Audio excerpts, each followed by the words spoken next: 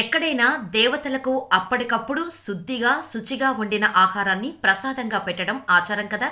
కానీ ఇక్కడ అమ్మవారికి మాత్రం ముందు రోజు వండిన ఆహారాన్ని ప్రసాదంగా పెడతారు. దాని వెనుక ఉన్న కథ ఏంటి, ఇంతకీ ఎవరా అమ్మవారు అనే వివరాలను ఈ వీడియోలో చూద్దాం.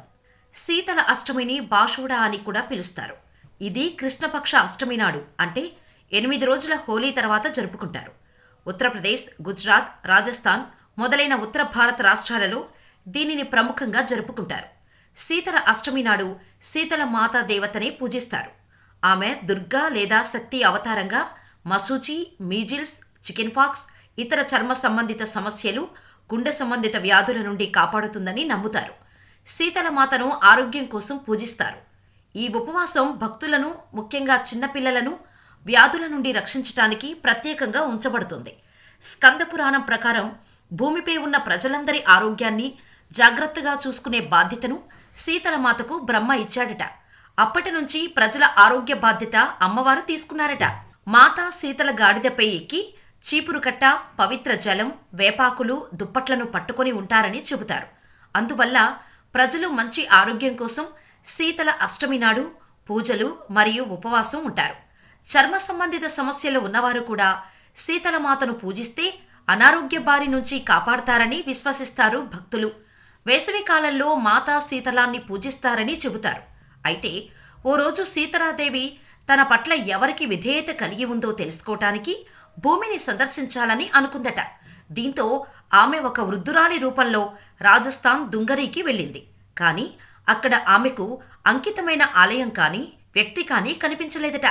అలా ఆ గ్రామంలో తిరుగుతున్నప్పుడు ఓ మహిళ ఇంటిపై నుండి వేడివేడి గంజినీటిని కిందకు విసిరేసింది.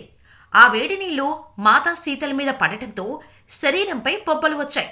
దీంతో సహాయం కోసం ప్రతి చోటకి పరిగెత్తింది. కానీ ఎవరూ ఆమె వద్దకు వెళ్లలేదు. బదులుగా ప్రజలు ఆమెను చూసి నవ్వుతున్నారు. ఒక కుమ్మరి స్త్రీ తన ఇంటి బయట కూర్చొని ఉంది. వృద్ధురాలు తీవ్రంగా కాలిపోయిందని, నొప్పిని తట్టుకోలేక విలవలలాడుతున్న వృద్ధురాలిని చూసిన వెంటనే ఆమె వృద్ధురాలిపై చల్లటి నీళ్లు పోసింది. ఆమె గత రాత్రి తయారు చేసిన పెరుగు, రబ్రీని కూడా ఇచ్చింది. ఆ తర్వాత కుమ్మరి స్త్రీ అల్లికను తయారు చేయమని వృద్ధురాలి రూపంలో ఉన్న అమ్మవారికి ఇచ్చింది. అనంతరం కుమ్మరి మహిళ వృద్ధురాలికి జడవేయటానికి వెంట్రుకలను విప్పిన క్షణంలో ఆమె తలపై ఒక కన్ను చూసి భయపడిపోయింది.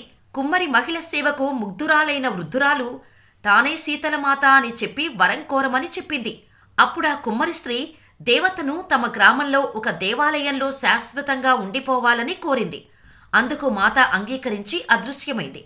ఈ రోజు నుండి ఉత్తర భారతదేశంలోని ప్రజలు కృష్ణపక్షంలో శీతల అష్టమిని జరుపుకుంటారు. శీతల అష్టమి రోజున తెల్లవారుజామునే నిద్రలేచి చల్లటి నీటితో స్నానం చేస్తారు.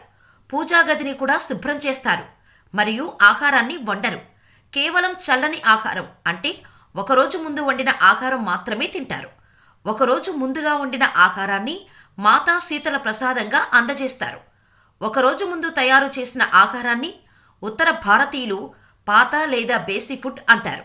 అలాగే మాతా శీతలకు అందించే ప్రధాన ఆహారాలు పెరుగు, రబ్రీ మరియు గుర్.